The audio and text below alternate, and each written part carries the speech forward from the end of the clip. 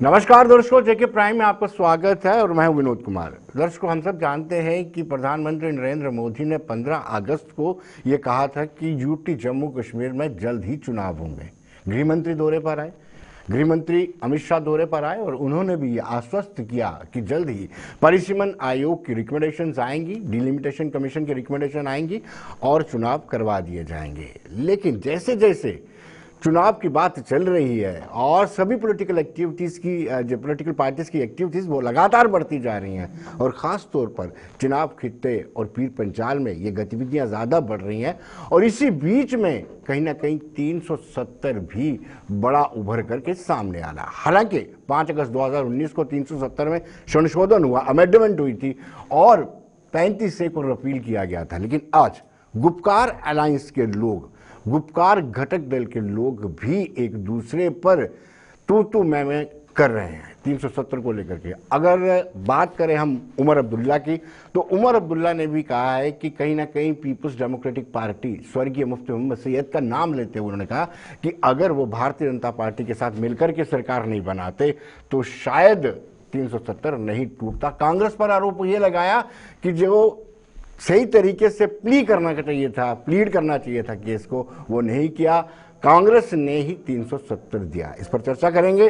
बलवान सिंह जी कांग्रेस से हमारे साथ जुड़ चुके हैं। बलवान सिंह जी, स्वागत है आपका। MK Jogi ji national conference से हैं, जोगी साहब आपका भी स्वागत है। नम्रता शर्मा अपनी पार्टी से ताल्लुक रखती हैं, आपका भी स्वागत है। और स्काइप पर हमारे साथ जुड़े हैं डॉक्टर ताहिर चौधरी, जो भाजपा के स्पोक्स पर्सन हैं। पहले मैं जोगी जी से जानना चाहूंगा, जोगी जी आपकी पार्टी अब दूसरे पर एलिगेशन क्यों लगा रही है कि 370 तोड़ाने में आप ही के सहयोगी दल पीडीपी, जो गुपकार अलायंस का एक हिस्सा है, वो जिम्मेदार है?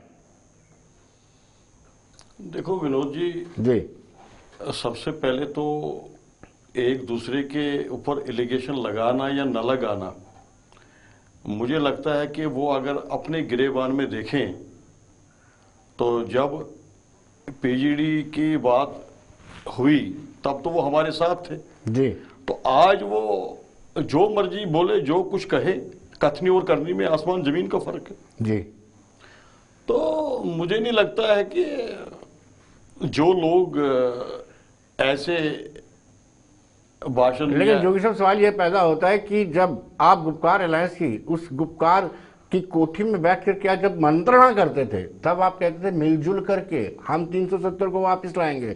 हालांकि विपक्ष के लोग ये कहते थे कि आप पब्लिक को बरगला रहे हैं, लेकिन आज आप ही पीपुल्स डेमोक्रेटिक पार्टी पे आरोप लगा रहे हैं, पीपुल्स कॉन्फ्रेंस और आरोप लगाती है, हालांकि वो अब हिस्सा नहीं रहा है।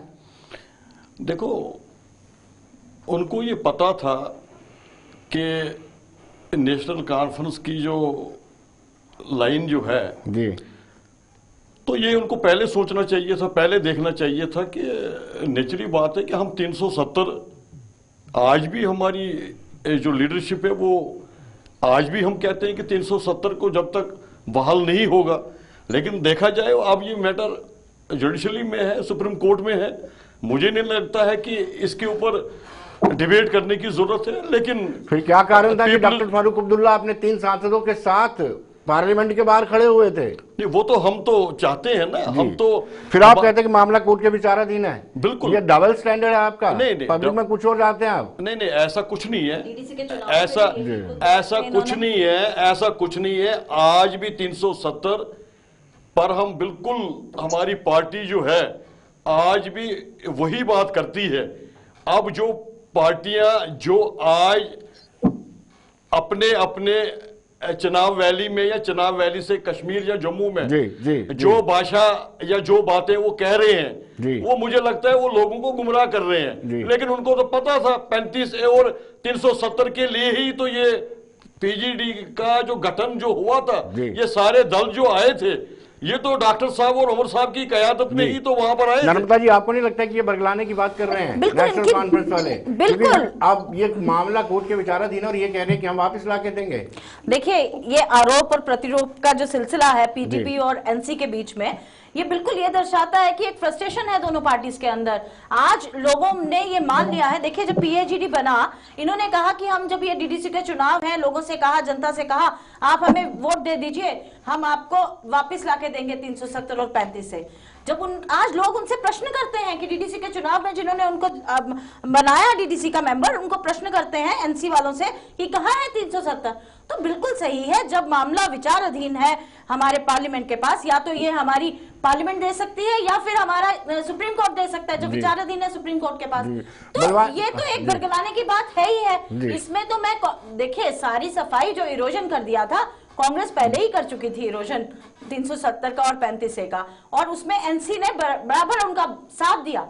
आज किस 370 और 35A की बात करते हैं? मैं तो कहती हूँ जो बीजेपी है वो भी बिना मतलब के अपनी चेस्ट बीटिंग कर रही है कि हमने उखाड़ा। ये तो पहले ही इसमें बचा गया था, what was left in the 370 and 35A। जी, बलवान सिंह जी से जानना चाहेंगे। गुलाम नबी आजाद ने बड़ा अच्छा स्टेटमेंट दिया। उन्होंने कहा कि लगता नहीं है कि कांग्रेस की 300 सीटें आएंगी।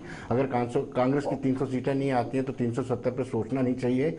आप कोर्ट से ही, यानी सुप्रीम कोर्ट से ही उम्मीद कर सकते हैं। ये कांग्रेस का स्टैंड है। देखिए, अब पार्लियामेंट की इलेक्शन तो दूर है। आज़ाद साहब ने सीधी आज की डेट में सीधी बात करने की कोशिश की है जी। जो नेशनल कॉन्फ्रेंस बरगला रही है जी, हम 370 वापस ले आएंगे, ये कर लेंगे। इनका जो आधार है वो नेशनल कॉन्फ्रेंस का अभी 5 सीटें रह गई हैं JNK के यूटी में टोटल हैं, जो जहां इनका टोटल सफीर है, और 5 सीटों में जो इन्फ्लुएंस है वो 3 सीटों पे ही है। जम्मू में वो भी नहीं है। तो इसलिए इस किस्म के वादे करने, लोगों को बरगलाना, वो ठीक नहीं है। देखो, आज़ाद साहब ने बिल्कुल सीधी बात की है कि इसको हटाने के लिए, वापस लाने के लिए 300 सीटें तो चाहिए।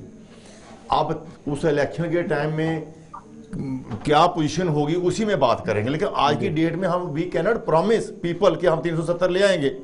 कांग्रेस फिर भी कह सकती है 370 ले आएंगे। बलवान सिंह जी, अब आपसे डर लगता है कि किस कांग्रेस से, आप ये पूछने में भी डर लगता है कि आप आजाद वाली कांग्रेस से, मीर वाली कांग्रेस से। ये आपके लिए पशुपेश वाली स्थिति है ना? नहीं, आप हंस रहे हैं, मुस्कुरा रहे हैं। नहीं, आप मीर वाली से हैं, आजाद वाली कांग्रेस है।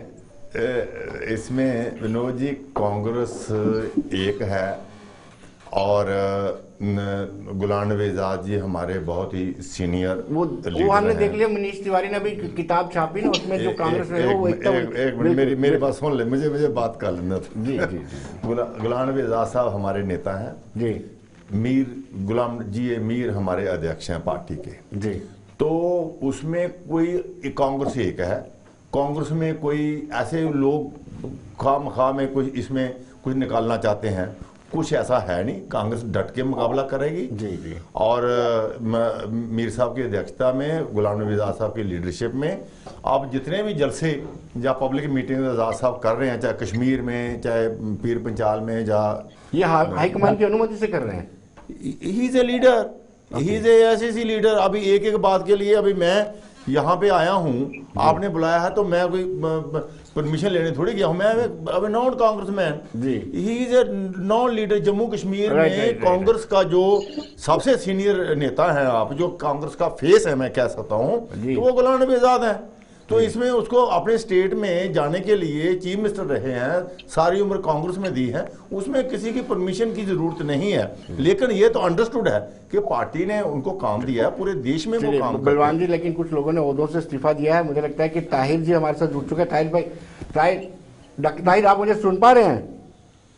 जी। डॉक्टर साहब, आपसे जानना चाहूंगा कि किसान कानून वापस लेने के बाद ये 370 का जिन्न जो है चिराग से बाहर निकला है। देखिए विनोद जी, जहाँ तक 370 की बात आती है, 370 को सबको भूल जाना चाहिए। 370 खत्म हो चुका है और अब 370 वापस आने वाला नहीं। जितने भी आपके पास उसके पॉलिटिकल पार्टीज के पैनलिस्ट बैठे हुए हैं, ये सब कुछ जानते हैं, लेकिन इनकी बहुत सारी मजबूरियां हैं अपनी अपनी पार्टीज की। आवाम के बीच में जाना है, कैसे जाना है, कौन से मुद्दे लेके जाना है, और बहुत सारी चीजों से ये लोग गुजर रहे हैं। लेकिन ये लोग सब जानते हैं कब तक जम्मू कश्मीर के अवाम को ये लोग गुमराह करेंगे। आज भी डॉक्टर फरूक अब्दुल्ला साहब, उनके बेटे उमर अब्दुल्ला साहब अवाम को गुमराह करने की पूरी कोशिश कर रहे हैं। जम्मू में उनकी बयानबाजी अलग होती है, रजौरी पहुंचते पहुंचते अलग हो जाती है, डोडा भद्रवा किश्तवाड़ पहुंचते अलग हो जाती है, दिल्ली में अलग। ये चीजें जम्मू कश्मीर का अवाम इनको अच्छी तरह से समझ चुका है, अच्छी तरह से जानता है। वही हाल दूसरी पॉलिटिकल पार्टीज का है। कांग्रेस की लीडरशिप कुछ कहती है, जम्मू में कांग्रेस की लीडरशिप कुछ कहती है, और जो कांग्रेस के ग्राउंड पे जो लीडरशिप है पूरी तरह से परेशान है। उन्हें समझ नहीं आता कि राहुल गांधी की बात को आगे चलाएं कि गुलाम नबी आजाद साहब की बात को चलाएं या मीर साहब की बात को आगे चलाएं, क्योंकि बिल्कुल पूरी तरह से ये लोग बुतला चुके हैं। जमीनी सतह पे ये लोग बिल्कुल खत्म हो चुके हैं। जमीन में जाने के लिए, पब्लिक के बीच में जाने के लिए, अपनी जगह बनाने के लिए इस तरह की ये बयानबाजी कर रहे हैं। हालिया आपने देखा है, बड़े इत्तेफाक की बात है, कांग्रेस को छोड़ करके ये सब आपके मित्र रहे हैं। जब आपके मित्र होते हैं तो दूध के दूल्हे हो जाते हैं। देखिए, भारतीय जनता पार्टी के पास जो भी आएगा उनके लिए 24 घंटे दरवाजे खुले हैं। भारतीय जनता पार्टी एक ऐसी पार्टी है, एक ऐसी पॉलिटिकल पार्टी है जिसमें हमें ये सिखाया जाता है कि जो घर पे आपके आता है वो आपका मेहमान है, उनका हम वेलकम करते हैं, और जो भी हमारे घर में आएगा उनके लिए वेलकम करते। ऐसी कोई बात नहीं। जहां तक आप सरकारों की बात करते हैं, सरकारें इन लोगों ने, एनसी ने भी हमारे साथ सरकार चलाई है, पीडीपी ने भी चलाई है, कांग्रेस उस टाइम पे नेशनल कॉन्फ्रेंस हमारा हिस्सा हुआ करती। उमर अब्दुल्ला को सियासत तो भारतीय जनता पार्टी ने सिखाई। आज वो हर दूसरे दिन ट्वीट करके कोई ना कोई सुर्खियों में आने के लिए, न्यूज में आने के लिए कुछ ना कुछ प्रोपोगंडा करते हैं। ये चीजें लंबा टाइम तक नहीं चलने वाली हैं। जम्मू कश्मीर का आवाम उस दिन का इंतजार कर रहा है जब इलेक्शन आएगी, इनको जवाब मिलेगा, और उस टाइम पे किसी चैनल पे बैठ के हम डिस्कस करेंगे किसके साथ क्या जी हो। जी जी मुझे लगता है वो जोगी, बहुत जल्दी आने आपको रोकूंगा। जोगी जी, आप देखिए, नम्रता जी बड़े स्वभाव के साथ, ऐसे नरम स्वभाव के साथ कह रही थी कि बीजेपी ने पीडीपी के साथ भी कांग्रेस सरकार बनाई है और साथ ही साथ एनसी के साथ भी मिलकर के सरकार चलाई है। क्या आपको नहीं लगता है कि अपनी पार्टी भी बीजेपी की टीम भी है? कैसे कह सकते हैं विनोद जी आप? मैं इनसे पूछ रहा था। इसमें तो देखो, आप बोल रहे हैं ना, वो आप देख लीजिए। नहीं, आप देखो, उनके मुंह में इसमें तो लफज दो डाल राय रहे तो है हैं। ही नहीं है। ये तो जम्मू दो राय कश्मीर नहीं है, के, इसमें कोई राय ही नहीं है। ये तो वो लोग ये बोल तो रहे है ही हैं बी टीम, ये जो- तो है ही बी टीम, जिन्होंने गोश्ताबे क्योंकि खाए हैं आम उनके जम्मू साथ। कश्मीर के लोगों को जो आजकल यूटी में रहते हैं, इनको क्या मजबूरी होगी कि अपनी पार्टी बनाने की। जी जी, आप क्योंकि लोग साइलेंट हैं। जहां ये लोग आप लोगों ने आवाज पहले थे, क्या वो उनकी अपनी पार्टी नहीं जी। थी? आज इनको घबराहट है, या इनको आज परेशानी किस है, बात की? क्योंकि इनको आज इतनी ज्यादा परेशानी में ये लोग हो गए हैं कि परेशान तो आप लोग हैं। इन्होंने तब सोचा था कि शायद 370 पीएम टूटी। मोदी साहब के साथ मिलके यहाँ जल्दी शायद ये यहाँ की टूटी दौड़ भाग जो है वो शायद हमारे हाथों में ही विनोद जी 5 अगस्त को जब ये दी जाएगी, टूटी, लेकिन ऐसा कुछ नहीं था। वो बिल्कुल 29 लोगों जुलाई को पता है कि ये कौन लोग हैं, वो इनको अच्छी मोदी जी से तरह मिलते जानते हैं हैं, और पूरा पता और ये करते हैं कौन कि कौन किस सी तरह की पार्टियां जी, छोड़ जी, के, जी। जब ये उस पार्टी के नहीं है तो आज अपनी पार्टी का कहाँ बन सकते हैं? जी, ये आवाम नम्रता के जी। ये आवाम के हितैषी कभी नहीं बन सकते। जी जी जी, नम्रता जी, आप पर आरोप है, अपनी पार्टी पर आरोप है कि आप आवाम के हितैषी कभी नहीं हो सकते।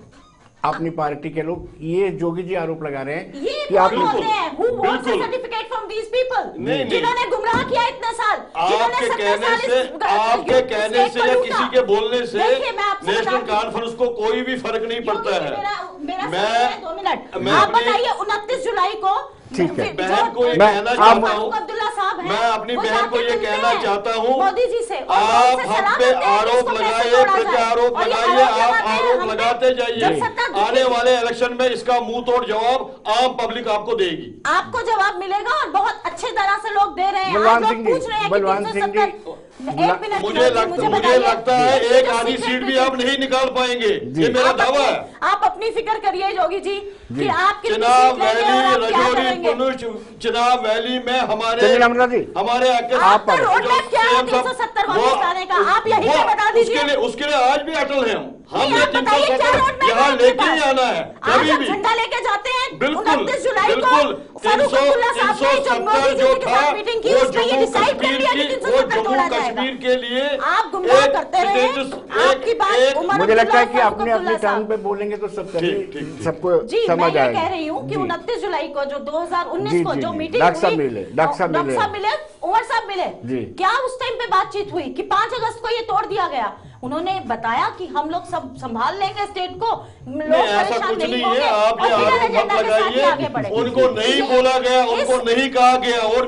और मैं यहाँ दावे के साथ आपको ये मैडम जी जरूर कहूंगा, यहाँ के जो हमारे रिप्रेजेंटेटिव जो एमपीज बन के, चाहे वो जम्मू के थे चाहे वो कश्मीर के थे, लेकिन उनके बगैर पूछे आनंद में जो कि यहाँ सारा टूरिस्ट जो था और इतना झूठ बोल के उन्होंने जो बात जी, मेरा प्रश्न है आपसे, मुझे प्रश्न है आपसे, आप बताइए आज भी फारूक अब्दुल्ला ने क्यों अपनी पार्लियामेंट सीट से इस्तीफा नहीं दिया जब 370 टूट गई? तो अगर इतने दुखी थे, देखिए ना सवाल पार्टी होती कौन है हमें ये कहने के लिए। बलवान सिंह जी, जोगी जी आपको रोकूंगा, जोगी जी आपको रोकूंगा। लीडर है बलवान सिंह जी, आप हमें ये बताइए, गुलाम नबी आजाद ने बड़ा अच्छा स्टेटमेंट दिया कि इस वक्त एक दूसरे पर आरोप प्रत्यारोप लगाने की जरूरत नहीं है, एक ऐसा माहौल पैदा किया जाए जो अविश्वास की भावना लोगों में पैदा हुई है उसको खत्म किया जाए और एक इलेक्शन जैसा माहौल, इलेक्शन मोड जैसा माहौल बनाया जाए।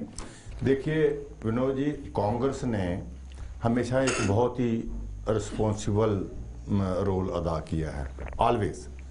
अब 5 अगस्त 19 की बात ही कर लो, जो पार्लियामेंट में स्टेटमेंट आपके सामने है, जो रोल गुलाम नबी आजाद साहब का रहा, जिस ढंग से उन्होंने क्यों जरूरी है 370 दफा जम्मू कश्मीर में, जिस ढंग से उन्होंने एक्सप्लेन किया, वो आपके सामने रिकॉर्ड है सारा सर, पार्लियामेंट की प्रोसीडिंग्स आपके सामने। एक मिनट, उसके बाद जो बाकी लोग थे ये तो गए ही नहीं, क्या कुछ लोग थे पीडीपी के, वो तो वॉकआउट कर गए बाहर से, उन्होंने कोई नहीं, और कोई नहीं बोला ना, कहते हैं डॉक्टर फारूक, उन्होंने कहा, होम मिनिस्टर कहता नहीं आए तो मैं उनको उठा के लाऊं, बाकी लोग नहीं गए, पीडीपी वाले लोग वॉकआउट कर गए, बाहर जाके कुर्ता पाट लिया उन्होंने।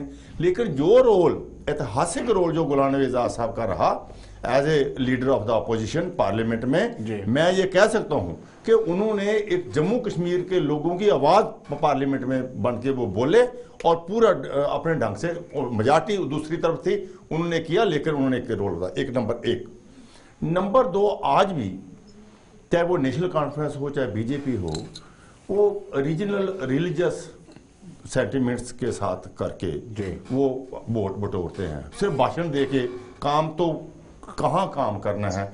आज आप ये देखें कि इन्होंने डेवलपमेंट का, गुलाम नबी आजाद साहब ने कहा कि हम डेवलपमेंट पे वोट लेंगे, हम हिंदू मुसलमान पे वोट नहीं लेंगे, हम जम्मू कश्मीर पे वोट नहीं लेंगे, हम डेवलपमेंट के ऊपर वोट लेंगे। और लोगों को कहीं भी कांग्रेस ने लोगों के रिलीजियस या रीजनल सेंटिमेंट्स कभी नहीं भड़काए। चाहे आज कांग्रेस मतलब कि उसमें लोगों ने जो, जैसे बीजेपी ने कहा कि हम चांद तारे सारे लाएंगे, जमीन पे देंगे, नेशनल कॉन्फ्रेंस वाले भी, मैं ये कहता हूं कि उमर अब्दुल्ला साहब का जो बयान है, जो फारूक साहब का जो बयान है कि हम 370 वापस लाएंगे, फिर टोटल तुम्हारा एरिया ऑफ ऑपरेशन है 3 पार्लियामेंट सीट्स हैं, वहां पे 300 प्लस जो आजाद 300 प्लस चाहिए, क्यों लोगों को बरगला रहे हो आप इस ढंग से? कांग्रेस एक ओनली पार्टी है जो पूरे, जिसका बेस पूरे हिंदुस्तान में है और जिसने आना है 2024 में। मैं आपको दावे से कह सकता हूं, जिस ढंग से लोगों को लूटा, मैंने आपकी बात में बात नहीं, एक नोटिस में ये चीज जरूर लाऊंगा यार, इनको एक समझ कर मुझे बात कांग्रेस का ही हाथ था, ये कांग्रेस नहीं लाया। मुझे बात करने तो, मैं आपकी बात में नहीं कभी बोलता हूं, मैं आप खुल के बात करें, कोई बात नहीं। मैं ये कहता हूं कि कांग्रेस ने कभी भी कम्युनल कार्ड नहीं खेला। कांग्रेस ने जो कहा है वो किया, जितना कर सकती है कांग्रेस। जैसे गुलाम नबी आजाद साहब ने कहा कि 300 प्लस सीटें चाहिए, 300 प्लस सीटें आएंगी तो हम 370 पे बात करेंगे। नहीं, उन्होंने ये कहा, वो क्यों नहीं आप बोलते? उन्होंने कहा कि उम्मीद नहीं है। देखिए, उम्मीद वो उनका जो उनका अपना नजरिया है, उनका अपना नजरिया है आज की डेट में। एक मिनट, उनका अपना नजरिया है आज की डेट। देखो, let's appreciate his state forwardness. हम ये हिपोक्रेट बन के कहेंगे जैसे ये बाकी वाले कह रहे हैं हम ये करें। बीजेपी ने ये कहा कि हम बाप बेटी की सरकार नहीं चलेगी, फिर उनके साथ ही अलायंस किया। चलो बीजेपी वालों से ही पूछते हैं। मेरा एक minute, let me complete. Vinod ji, जब तक all political parties in Jammu and Kashmir जब तक सीधी जो ग्राउंड रियलिटी को लेकर सामने नहीं आएंगी, एक इलेक्शन का माहौल, कम से कम स्टेट हुड तो ले लें। पहला स्टेप मैं कहता हूं 370 के लिए लड़ेंगे, लेकिन स्टेट हुड तो ले लें। स्टेटहुड हमारा छीन लिया बीजेपी ने, हमारा लैंड और जॉब राइट्स सारे छीन लिए, तो किस ढंग से हम देनी है? इसके बारे में हमने किसी से हाथ जोड़ के या भीख नहीं मांगनी है। डॉक्टर साहब ये भी आरोप विपक्ष के लोग, डॉक्टर ताहिर, विपक्ष के लोग आरोप लगा रहे हैं कि आप डिलिमिटेशन कमीशन में इंटरफेयर करते हैं, हस्तक्षेप करते हैं, और ये भी कह रहे हैं कि कुछ लोग नहीं चाहते हैं कि चुनाव समय पर हो, जो वादा प्रधानमंत्री नरेंद्र मोदी ने लाल किले से किया था। देखिए विनोद जी, प्रधानमंत्री साहब ने, हमारे होम मिनिस्टर साहब ने जम्मू कश्मीर के आवाम से वादा किया, बहुत जल्दी डिलिमिटेशन का प्रोसेस कंप्लीट होगा, सबके सामने आएगा, और उसके बाद चुनाव, तो चुनाव वाकई होंगे, चुनाव क्यों नहीं होंगे? चुनाव तो होने चाहिए, चुनाव होंगे। पब्लिक उमर अब्दुल्ला ने कल ही कहा कि कुछ लोग नहीं चाहते हैं कि जम्मू कश्मीर में पॉपुलर गवर्नमेंट बने। देखिए उमर अब्दुल्ला साहब की बात आप एक कान से सुना कीजिए और दूसरे कान से निकाल दीजिए, क्योंकि वो बाप बेटा जिस तरह की सियासत इस टाइम पे खेल रहे हैं जम्मू कश्मीर के आवाम को गुमराह करने के लिए, पहले वो इस चीज का जवाब दे कि उन्होंने जम्मू कश्मीर को नहीं आती है। और मुझे लगता है कि जम्मू कश्मीर, मुझे लगता है कि जम्मू में भी बीजेपी का जो अस्तित्व था वो अभी खत्म हो गया। जम्मू कश्मीर के आवाम को गुमराह करके महंगाई से त्रस्त नहीं कर रहे हैं। बोल रहे थे, मैं आपकी सारी बात आपने उन्होंने जो कहा बताए थे, जो चीजें दी थी, और 300 उनका यह कहना जवाब बोल रहे थे, ठीक है सुनने का भरोसा कीजिए, सुनने का मादा रखिए। आप क्या बात करते हैं जी डॉक्टर आप लोग? सच बोलिए, सच बोलिए ना। यही बात डॉक्टर फरूख अब्दुल्ला साहब की है, यही उमर साहब की है, आज बहुत बड़ी बड़ी बातें कर रहे हैं। अगर इतना सर्टिफिकेट देने की जरूरत नहीं है, ये आप जम्मू कश्मीर के पब्लिक और पूरे हिंदुस्तान को ये पता है कि अगर इतनी उनको जम्मू अब्दुल्ला साहब क्या है क्या नहीं है कांग्रेस के लोगों को, तो मेंबर ऑफ पार्लियामेंट की सीटों से उन्होंने रेजिग्नेशन क्यों नहीं किया? आज भी वैसे मेंबर ऑफ पार्लियामेंट आ रहे हैं, जा रहे हैं, डिजाइन करते जम्मू में, धरने पे बैठते आके नेशनल कॉन्फ्रेंस की लीडरशिप, तब हम मानते आप लोगों ने तो उनको जम्मू कश्मीर के साथ हमदर्दी है, लेकिन नहीं, उनको आप निकले तो डर क्यों? अगर हमदर्दी है तो अपनी कुर्सी के साथ है, आज भी वो अपनी कुर्सी की तलाश में। हमने अगर सरकार बनानी होती तो 2014 में भी बना लेते, क्योंकि चाहते हैं किसी ढंग से कुर्सी मिल जाए, लेकिन कुर्सी मिलने वाली नहीं है जी। अब नेशनल कॉन्फ्रेंस के लिए डॉक्टर साहब आपको रोकूंगा मैं नम्रता, डॉक्टर साहब आपको रोकूंगा नम्रता जी से जानना चाहूंगा, अगर वाकई में इनको हमदर्दी होती या 370 से लगाव होता, ऑटोनॉमी से लगाव होता, तो मुझे लगता है कि जब पहली बार जो पार्लियामेंट में गए ऑक्सीजन के बजाय, तब कोविड-19 वेव फर्स्ट चल रही थी, तो इन्होंने 370 की चर्चा नहीं की और पार्लियामेंट में ऑक्सीजन की डिस्कशन की। देखिए उस टाइम पे ऑक्सीजन की चर्चा करना भी जरूरी रहा होगा, लेकिन जो 370 जो हम लोगों का एक यहाँ पे देखिए, इन्होंने पहले गुमराह किया लोगों को कि 370 जम्मू के लोगों के खिलाफ है, हमें ये मिल जाएगा। आज लोग जो जम्मू के भी हैं और कश्मीर के भी हैं, आज महसूस कर रहे हैं, ठगा हुआ महसूस करते हैं। इतनी महंगाई की मार जो उन पे पड़ रही है, आज अफसरशाही सिर चढ़ के बोल रही है। विनोद जी, आज किसी भी कमिश्नर के पास, आप किसी भी चीफ इंजीनियर के पास चले जाइए, उसका सीधा हाथ है करप्शन के अंदर। मैं कहती हूँ कि आज कमिश्नर सेक्रेटरीज और इनके बीच में इतना बड़ा एक नेक्सस चल रहा है कि उसको कौन हटाएगा? आज कोई ऑफिसर आपकी बात सुन के राजी नहीं है। लोगों की जरूरतें, लोग आम बंदा, नम्रता जी, महंगाई 370 में संशोधन और 35 से हटने से हुई है। मेरा बिल्कुल, मैं आपको बताती हूँ, देखिए हमारी जो अपनी माइनिंग थी, जो स्टेट के पास थी, उसको इन्होंने खोल के बाहर के लोगों को दे दिया। हमारे लोगों का व्यापार, ट्रेड बिल्कुल खत्म कर दिया। आम व्यापारी, जो छोटा व्यापारी है, आज बिल्कुल खत्म होने की कगार पे है। तो क्या इसका सीधा संबंध 370 के साथ नहीं है? 370 हटने से हमारा जो आम व्यापारी वर्ग था, जो मिडिल क्लास लोग थे, आज बिल्कुल खत्म हो रहे हैं। उनके पास रोटी खाने को नहीं है। आज महंगाई इतनी है, आप मुझे बताइए 210 रुपए लीटर आप एक सरसों का तेल बेचते हैं, आप पेट्रोल डीजल की कीमतें आसमान को छू रही हैं। वो तो यूपी के इलेक्शंस को देखते हुए थोड़ा सा पीछे नीचे लेके आए, लेकिन आप देखिए आज महंगाई का क्या आंकड़ा है। महंगाई का दाल फुल्का खाना लोगों का मुश्किल हो रहा है। बच्चों को कैसे पढ़ाएंगे, अपने घर की दवा दारू कैसे चलाएंगे? तो बिल्कुल इसका सीधा संबंध है 370 के साथ, और ये तोड़ा।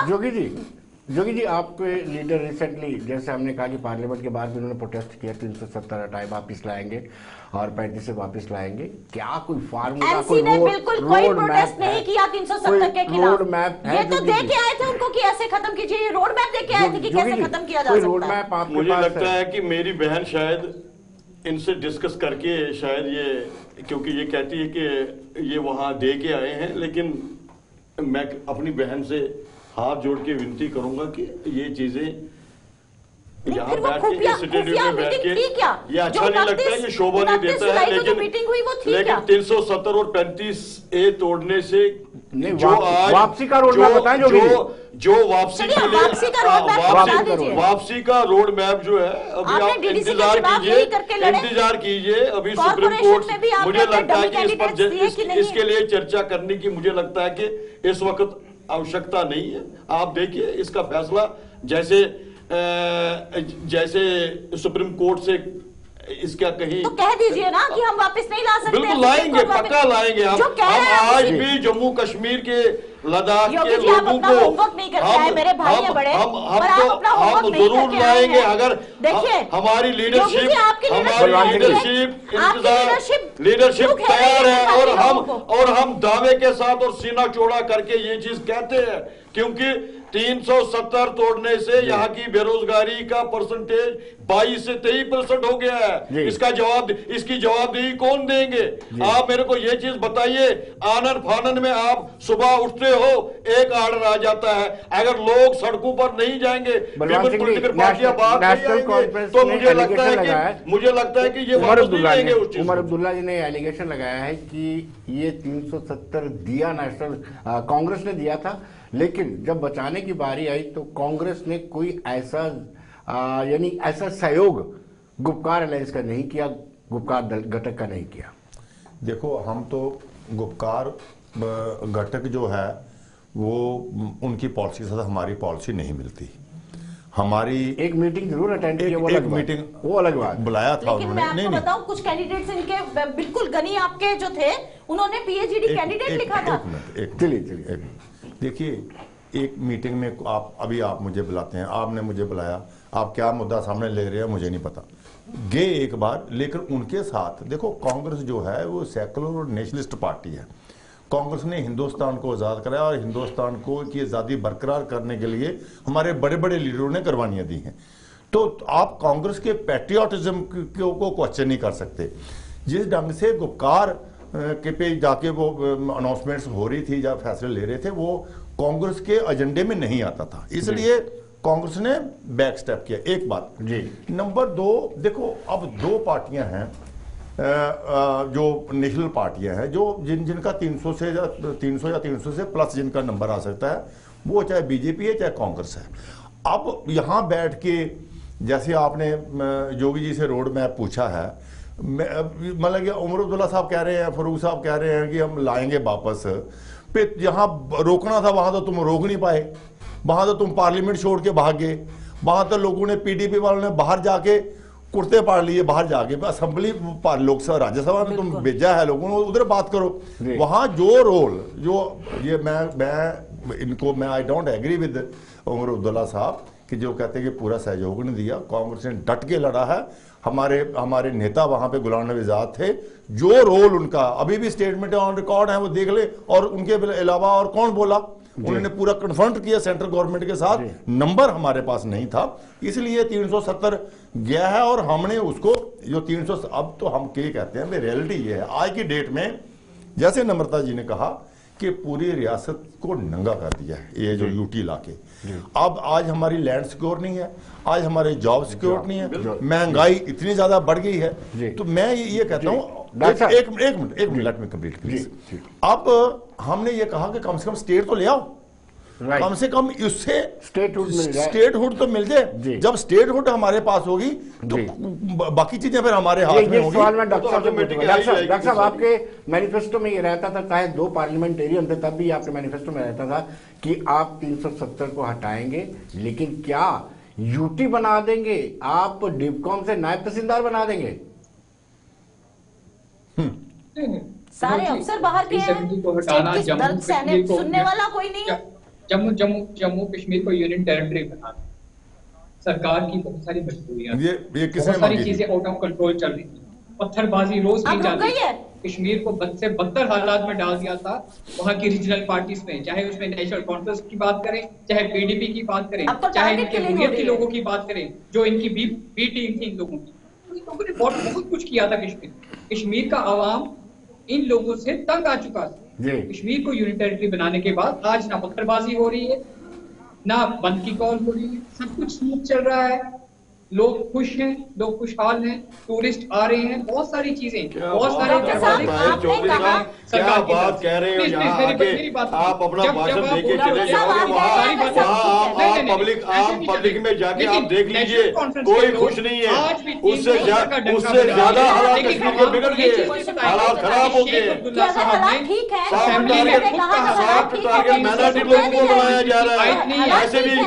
ऐसे भी आंकड़े अगर देखेंगे वो ज्यादा होंगे।